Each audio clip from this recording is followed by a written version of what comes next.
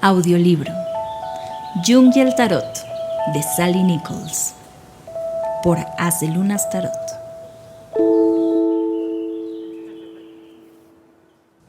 Prólogo. Los inquietantes naipes que integran el tarot han sido objeto de diversos enfoques. El más frecuente los considera como un artefacto adivinatorio. El más inquietante los reconoce como páginas del legendario libro de Thoth, dios de la sabiduría, contador de estrellas, inventor de la escritura, maestro de las palabras de poder y de su correcta pronunciación. La primera tendencia ha producido una lamentable literatura consistente en manuales plácidos de recetas para leer la aventura. La segunda abunda en confusas especulaciones esotéricas que casi siempre encubren ideologías discutibles. El presente libro no incurre en ninguna de estas vulgaridades, sin, no obstante, renunciar a ambos enfoques. Quienes ven en el tarot el libro de Thoth, que no es otro Hermes Trismegisto, personificación del discurso divino, recurren a una metáfora que expresa la convicción de que sus símbolos son portadores de conocimiento. La cosa se complica cuando se trata de determinar en qué consiste tal conocimiento. Rosacruces, aficionados a la cábala, teósofos y ocultistas de diversas tendencias presintieron en esta baraja un posible modelo del universo. No me refiero a un modelo intelectual, que propende a una explicación, sino más bien a una construcción simbólica que apunta a una toma de conciencia. En este sentido, conocer no implica disponer de una teoría o de un conjunto de informaciones, sino, ante todo, devenir consciente y así transfigurar la existencia. Sally Nichols apuesta por esta concepción, sin tener que asumir los riesgos de una metafísica. El modelo que descubre en el tarot no es otro que el del despliegue mismo de la vida anímica, y para ello apela a un lenguaje hermosamente diseñado a tal fin, la psicología de Jung. Puede afirmarse un poco en broma que Jung no era tanto un psicólogo preocupado por temas de ocultismo. Conocidas son sus obras sobre alquimia, gnosticismo, teología, etc., sino más bien un ocultista disfrazado de psicólogo. Con ello, se alude al hecho de que su pensamiento reformula una visión muy antigua, perenne, a través de un lenguaje contemporáneo.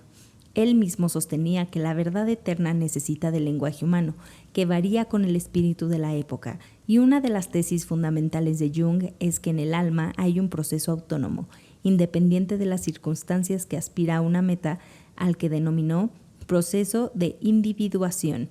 Así nos encontraríamos con dos sujetos de la existencia. Por una parte el sujeto consciente, el yo, más o menos diurno, y por la otra el sujeto integral de tal proceso autónomo, con el cual el yo puede cooperar o luchar y al que habitualmente desconoce. A este segundo sujeto, Jung lo llamó sí mismo. Esta concisa exposición, errónea por su misma brevedad, destaca un factor dramático en el desarrollo de la existencia. El pensamiento de Jung es la explicitación y aproximación a este drama íntimo que, si bien compromete a la faceta consciente de la personalidad, acaece en gran parte más allá de sus fronteras, en esa región misteriosa llamada el inconsciente. Es por ello que el proceso de individuación no se expresa por conceptos que atañen a la conciencia, sino por símbolos que abarcan tanto la conciencia como el inconsciente. Sally Nichols, utilizando el lenguaje de Jung, adivina en el despliegue del tarot una especie de mapa de este viaje interior en el cual todos nos hallamos embarcados. El mismo Jung consideraba que su pensamiento reformulaba la problemática que tanto obsesionó a los alquimistas.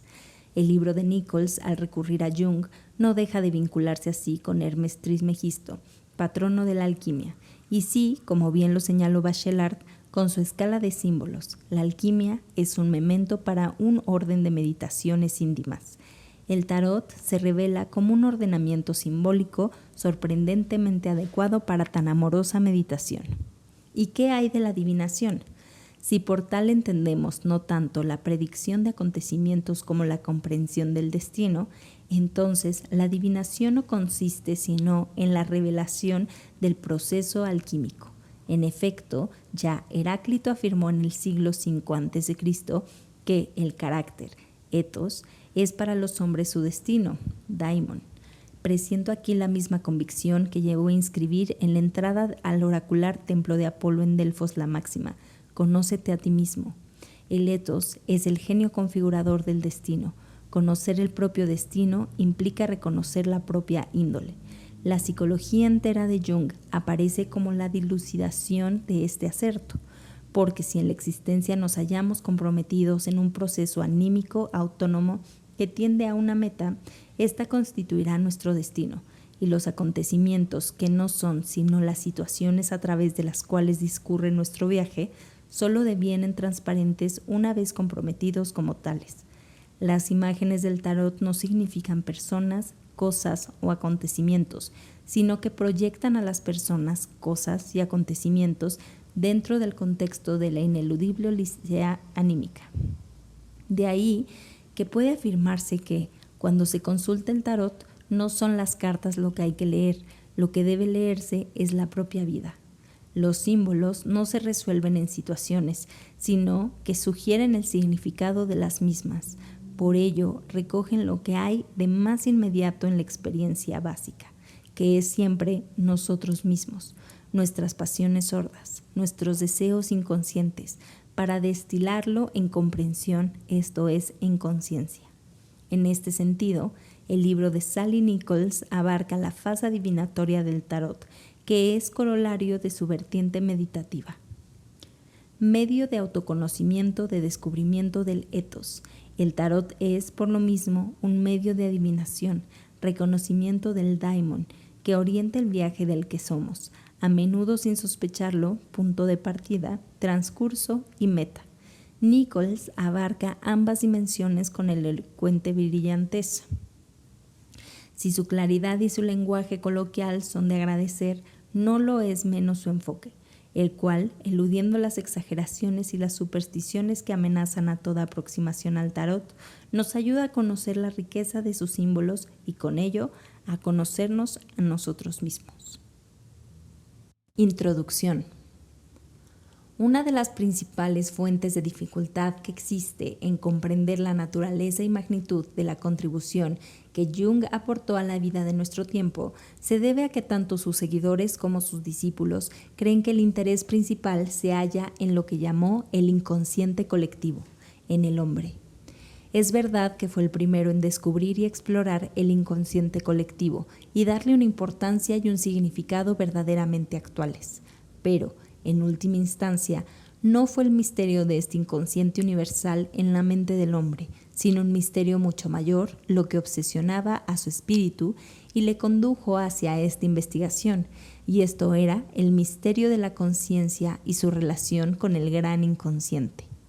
No es sorprendente, pues, que fuera él el primero en establecer la existencia de la mayor y más significativa de todas las paradojas. El consciente y el inconsciente existen en un estado de profunda interdependencia y el bienestar de uno es imposible sin el bienestar del otro. Si alguna vez la conexión entre estos dos grandes estados del ser se debilita o se desequilibra, el hombre enferma y su vida pierde significado. También, si se interrumpe el flujo de un estado a otro, el espíritu humano y la vida en la tierra caen en el caos y en la negra noche. Por lo tanto, para Jung la conciencia no es, como por ejemplo, para los positivistas lógicos de nuestro tiempo, meramente un estado racional e intelectual de alma y del espíritu. No es algo que dependa solamente de la capacidad de articulación del hombre, como sostiene algunas escuelas de filosofía moderna, hasta el extremo de pretender que lo que no se puede articular verbal y racionalmente carece de significado y no merece ser expresado. Por el contrario, demostró empíricamente que la conciencia no es solo un proceso racional y que el hombre moderno precisamente está enfermo y desprovisto de sentido, debido a que desde hace siglos, desde el Renacimiento, ha perseguido cada vez más un desarrollo equivocado bajo el supuesto de que la conciencia y los poderes de la razón son una y la misma cosa. Y cualquiera que crea que esto es una exageración, que considere el pienso, luego existo de Descartes, y podrá identificar inmediatamente el caos que esto provocó en Europa, conduciéndola hasta la Revolución Francesa, como inició una monstruosa primavera en la Rusia soviética y promovió la sumisión del espíritu creativo del hombre en lo que una vez fueron las ciudadelas del significado de la vida, a saber, las iglesias, los templos, las universidades y las escuelas de todo el mundo. De su trabajo entre los así llamados enfermos y los cientos de neuróticos que acudían a él, Jung obtuvo pruebas de que la mayoría de estos desórdenes mentales los causaba un estrechamiento de la conciencia y que cuanto más estrecha es y más racionalmente enfocada está la conciencia del hombre, mayor es el peligro de oponer entre sí a las fuerzas universales del inconsciente colectivo hasta el punto de que se levanten, por así decirlo, en rebelión e invadan los últimos vestigios de una conciencia tan dolorosamente adquirida por el ser humano. La respuesta para él era clara. Solo trabajando continuamente en el incremento de su conciencia hallaba el hombre su mayor significado, así como la realización de sus valores más altos. Jung estableció, volviendo a su paradoja original, que la conciencia es el más profundo sueño del inconsciente y que tan atrás como uno pueda llegar siguiendo la huella del espíritu del hombre, allá donde se desvanece en el último horizonte del mito y de la leyenda, el hombre ha luchado incesantemente para adquirir una conciencia cada vez más amplia, a la que él prefirió llamar darse cuenta, awareness. Este darse cuenta para él, tanto como para mí, incluía todo tipo de formas de percepción irracionales, tanto más preciosas en cuanto que son los puentes que unen lo inagotable, riqueza de significado, a un desconocido del inconsciente colectivo, siempre dispuesta a aportar los refuerzos que amplíen y confirmen el conocimiento del hombre comprometido en una campaña sin fin contra las exigencias de la vida en el aquí y el ahora. Esta es quizás una de sus más importantes contribuciones para una nueva mayor comprensión de la naturaleza de la conciencia. Solamente podía ampliarse y renovarse a medida que la vida pidiera dicha renovación y ampliación, manteniendo sus líneas irracionales de comunicación con el inconsciente colectivo. Por eso, tuvo en gran consideración todas las formas irracionales con que el hombre había tratado de explorar los misterios de la vida y había estimulado el conocimiento consciente del universo en expansión a su alrededor hacia nuevas áreas de conocimiento y de vida. Esto explica el interés que demostró, por ejemplo, por la astrología y el significado del tarot. Reconoció, como en muchos otros juegos y artes primordiales de adivinación del oculto y del futuro, que el tarot tenía su origen y raíz en profundos modelos del inconsciente colectivo con acceso a potenciales de conciencia incrementada y que únicamente se adquirían cotejando estos modelos. Este reconocimiento fue otro de estos puentes irracionales que permitieron llevar día y noche a través de la aparente escisión entre consciente e inconsciente, lo que debiera ser una corriente creciente de tráfico entre la oscuridad y la luz. Sally Nichols, en su profunda investigación sobre el tarot y en su acertada exígesis del mismo como modelo de un intento auténtico de ampliación de las posibilidades de la percepción humana, ha realizado un inmenso servicio a la psicología analítica, que necesariamente ha descrito de una forma supersimplificada. Su libro nos enriquece y nos ayuda a comprender las enormes responsabilidades que la conciencia nos impone. Además, en su libro ha hecho algo que la gente que dice conocer la gran obra de Jung a menudo no consigue. Jung, como persona profundamente intuitiva que era, se vio impulsado por su visión demoníaca a no detenerse en ningún aspecto particular de su visión. Se requiere todo lo que él tenía de razón y el método de un dedicado científico como él lo era para conseguir la voluntad necesaria que le permitiera permanecer el tiempo suficiente en un estadio particular de su obra, a fin de establecer empíricamente su validez. Una vez hecho esto, tuvo que, por así decirlo, desmontar su carpa intelectual y enviar la caravana mental hacia el siguiente estadio de su viaje sin fin. Su espíritu, como era inevitable en una época tan peligrosa como la nuestra, un alma intuitiva lo exhortaba. Se sentía desesperadamente apresurado. Como resultado, casi todo lo que trabajó requiere ampliación, y Sally Nichols en este libro, ha prestado un inmenso servicio a la psicología junguiana y a todos los que intentan servirla por la manera en que ha ampliado nuestro conocimiento del rol de una importante fuente de conciencia irracional. Además, lo ha hecho de una manera nada árida y académica, sino como un acto de conocimiento que se deriva de su propia experiencia del tarot y de sus luces extrañamente transparente. Como resultado de todo ello, su libro no solo vive, sino que infunde vida a quienes se ponen en contacto con él. Laurens van der Post. Introducción al tarot. El tarot es un mazo de cartas de origen desconocido. Se le supone una edad aproximada de 6 siglos y es el antecesor directo de nuestra baraja moderna. A través de las generaciones, estas figuras han disfrutado de muchas encarnaciones. Un testimonio de su vitalidad es que, a pesar de que hoy en día juguemos con las cartas que son sus hijas, el mazo paterno no se ha retirado todavía. En Europa Central, esta baraja se usa normalmente tanto para jugar como para practicar la adivinación. Hace pocos años que en América se ha cobrado conciencia de su interés, ya que como las confusas imágenes que aparecen en nuestros sueños, los personajes del tarot llaman constantemente nuestra atención.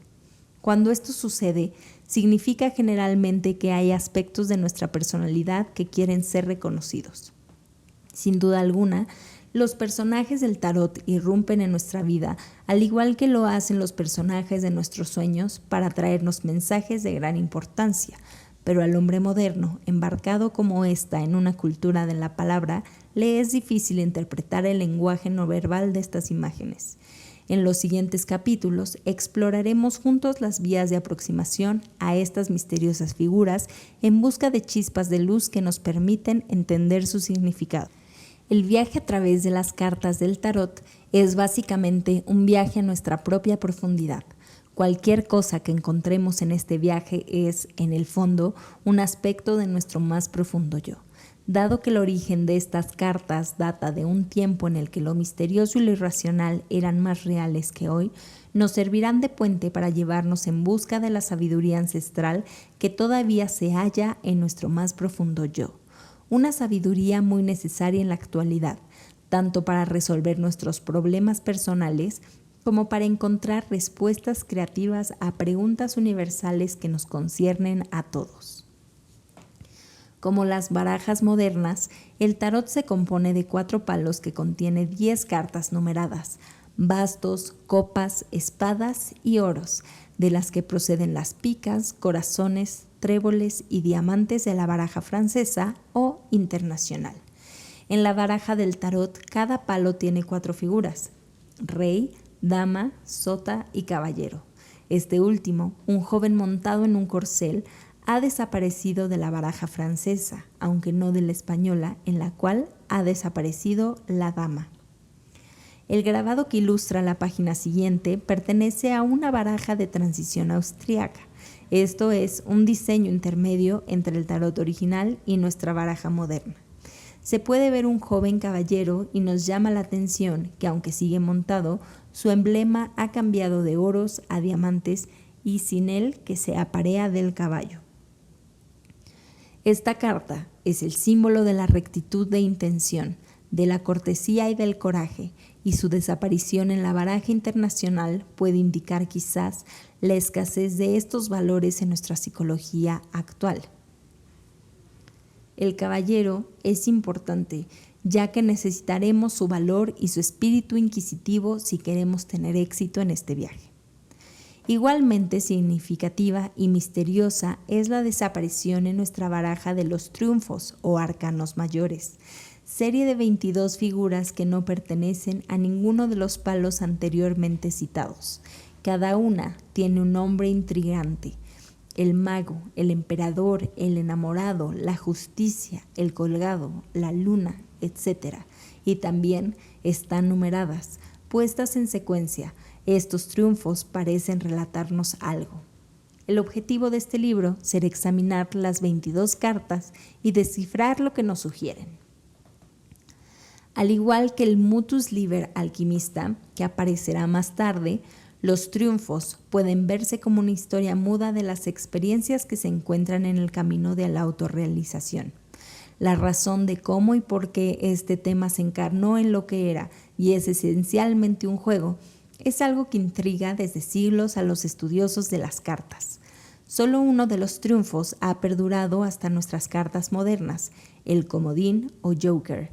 Este sujeto, que tiene una vida tan variada en cada baraja, es el descendiente directo del triunfo del tarot llamado el loco, a quien conoceremos pronto.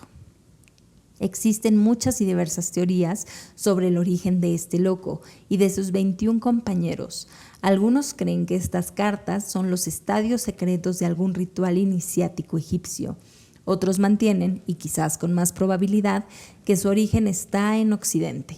De esta opinión son, entre otros, A.E. Waite y Heinrich Zimmer, quienes creen que fueron concebidos por los albigenses, una secta gnóstica que floreció en Provenza durante el siglo XII. Se cree que probablemente se introdujeron entre las cartas vulgares para comunicar ideas heréticas no acordes con la iglesia establecida. El escritor contemporáneo Paul Husson piensa que originalmente era un signo mnemotécnico para la nigromancia y la brujería.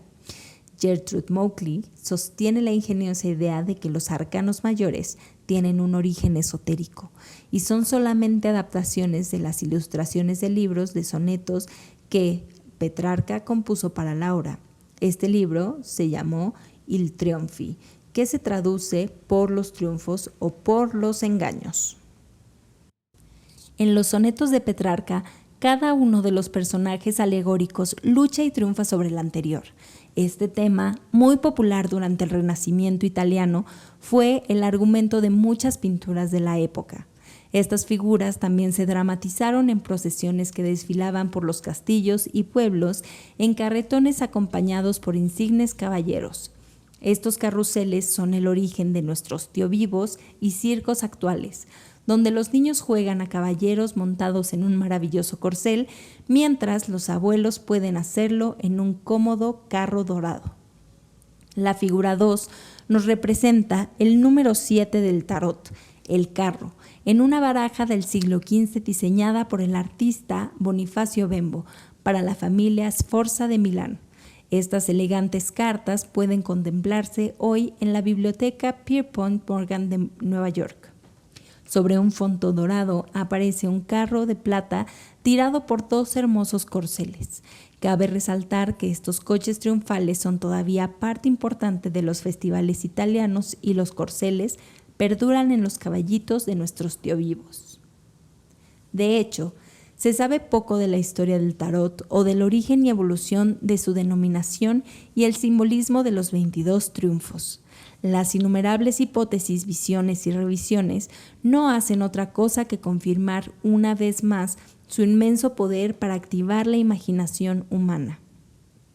Para el propósito de nuestro estudio, importa poco si se originaron por el amor a Dios de los albigenses o por la pasión de Petrarca por Laura. Lo esencial de su importancia para nosotros es una emoción humana auténtica y transformadora. Parece ser que estas viejas cartas estaban inspiradas en la profundidad de la experiencia humana y en el nivel más profundo de la psique. A este nivel se dirige su discurso. Dado que el propósito de este libro es el de aprender a usar las cartas del tarot para contactar con este nivel de la psique, hemos escogido para hacerlo el tarot más antiguo de los conocidos, el de Marsella. Dado que los juegos de cartas son perecederos, el tarot original ya no existe y los pocos remanentes de antiguas barajas que se guardan en museos no se corresponden con las actuales. Ningún tarot contemporáneo puede, por lo tanto, considerarse auténtico. Sin embargo, la versión de el tarot de Marsella conserva en general el sentimiento y estilo de algunos de los diseños más antiguos. Hay otras razones para escoger el tarot de Marsella. En primer lugar, el dibujo trasciende lo personal. No hay evidencia de que fuese creado por un individuo, como lo son la mayoría de nuestras barajas contemporáneas. En segundo lugar, y otra vez a diferencia de la mayoría de tarots modernos, nos llega sin libro de instrucciones. Simplemente nos ofrece una historia en dibujos, una canción sin palabras que nos ronda como un viejo estribillo evocando recuerdos enterrados. No sucede así con las barajas modernas de tarot, muchas de las cuales han sido pintadas por personas o grupos conocidos y suelen ir acompañadas por un libro de instrucciones en el que el autor trata de mostrarnos con palabras lo que no hayamos captado en las imágenes. Este es el caso de los tarots de A.E. White, Aleister Crowley, Zane y Paul Foster Case. Aunque estos textos suelen representarse como una aclaración de los símbolos de las cartas, su efecto real supera el de un libro ilustrado. Parece como si las cartas del tarot fueran concebidas a modo de ilustración para ciertos conceptos verbales, en vez de mostrar cómo irrumpieron espontáneamente las cartas primero y el texto se inspiró en ellas después. En consecuencia, los personajes y dibujos de estas cartas parecen más alegóricos que simbólicos. El dibujo aparece como ilustración de conceptos verbalizados más que como sentimientos sugerentes e interiorizaciones, insights, que están. La diferencia entre una baraja de tarot a la que acompaña un texto y el tarot de Marsella es sutil, pero es importante para nuestra aproximación al tarot. A nuestro modo de ver, es la misma diferencia que existe entre leer un libro ilustrado y pasear por una galería de arte. Ambas son experiencias llenas de valor, pero de un efecto muy distinto. Mientras el libro ilustrado estimula nuestro intelecto y nuestra capacidad de empatía conectándonos con los sentimientos y modos de ver de otro, el paseo por la galería de arte estimula nuestra imaginación, forzando nuestra creatividad para ampliar nuestra comprensión. Otra dificultad que presentaría el estudio con otra baraja es que a algunas de ellas se les han añadido extraños símbolos presentados de otros sistemas, lo que supone que una correspondencia exacta entre los triunfos y otras teorías teológicas y filosóficas. Por ejemplo, en algunas barajas cada carta tiene asignada una letra del alfabeto hebreo, con la intención de conectar simbólicamente cada arcano con uno de los 22 enteros del árbol de la vida cabalístico. Y sin embargo, no existe consenso acerca de qué letras hebreas pertenecen a cada arcano. También se han añadido símbolos rosacruces, alquímicos y astrológicos. El nivel de conclusión reinante puede verse si contrastamos las ideas de Case, Mayfield, Papus y Hall. Como todo el material simbólico deriva de un nivel de experiencia común a toda la humanidad, es verdad que se pueden relacionar algunos de los símbolos del tarot con otros de sistemas distintos, pero eso que yace en lo más profundo de la psique y que C.G. Jung llamó el inconsciente es, como su nombre indica, no consciente. Las imágenes no derivan de nuestro ordenado intelecto, sino más bien a pesar de él, ya que nos presentan de una manera carente de lógica. Todo sistema filosófico es tan solo un intento de crear un orden lógico para calmar el caos que procede del inconsciente, un intento de sistematizar las experiencias de este mundo no verbal. Es un enrejado, superpuesto si se prefiere, con el que pretendemos entender las crudas experiencias de nuestra más profunda naturaleza. Todos estos sistemas son útiles y en este sentido, cada uno de ellos es verdadero, pero único. Considerados de uno en uno, nos ofrecen la posibilidad de encasillar experiencias psíquicas, pero superponer los enrejados simplemente distorsionaría sus simetrías y su unidad. Además de colaborar en la confusión, perderíamos nuestra indignación en los arcanos y no pretendemos en este libro correlacionar el simbolismo del tarot con el de otras disciplinas. Vamos a ceñir nuestro estudio a los arcanos tal y como aparecen en el tarot de Marsella y solamente haremos mención de otras ideas si su estudio va a enriquecer nuestro entendimiento. Como lo hizo Jung, empezaremos por analogía, dejando siempre el significado del simbolismo libre e ilimitado. Para definir el ámbito de un símbolo, Jung siempre señaló la diferencia existente entre un símbolo y un signo. Decía que un signo denota un objeto específico o una idea que se puede traducir en palabras. Una cruz roja denota un puesto de auxilio o farmacia, una humareda, la existencia de fuego. Por el contrario, un símbolo no puede ser representado de ninguna otra manera y su significado trasciende lo meramente dibujado, por ejemplo, la esfinge, la cruz. Los dibujos de las cartas del tarot cuentan una historia simbólica, como nuestros sueños. Nos llegan desde más allá del nivel de la conciencia y están lejos de ser comprendidos por nuestra inteligencia. Parece apropiado, pues, colocarnos ante estas cartas como si se tratara de algo que no se nos hubiera aparecido en sueños y nos hablara de un país lejano y habitado por desconocidos. Con los sueños, las asociaciones personales son de valor limitado. Podemos conectar mejor con su significado a través de la analogía con mitos, cuentos de hadas, pinturas, hechos históricos o cualquier otro motivo similar que evoque grupos de sentimientos, intuiciones, pensamientos o sensaciones. Dado que los símbolos mostrados en el tarot son omnipresentes y perennes, la utilidad de esta amplificación no va a quedar confinada en este libro. Las figuras del tarot están siempre presentes de diversas maneras en nuestras vidas. Por la noche aparecen en nuestros sueños para dejarnos perplejos y asombrados. Durante el día nos inspiran acciones creativas o nos hacen jugarretas con nuestros planes lógicos. Espero que los materiales presentados aquí nos ayuden a conectar con nuestros sueños, no solo con aquellos que se nos presentan por la noche, sino con aquellos sueños y deseos que nos acompañan durante la vigilia. Audiolibro Jung y el Tarot, de Sally Nichols, por Haz de Lunas Tarot.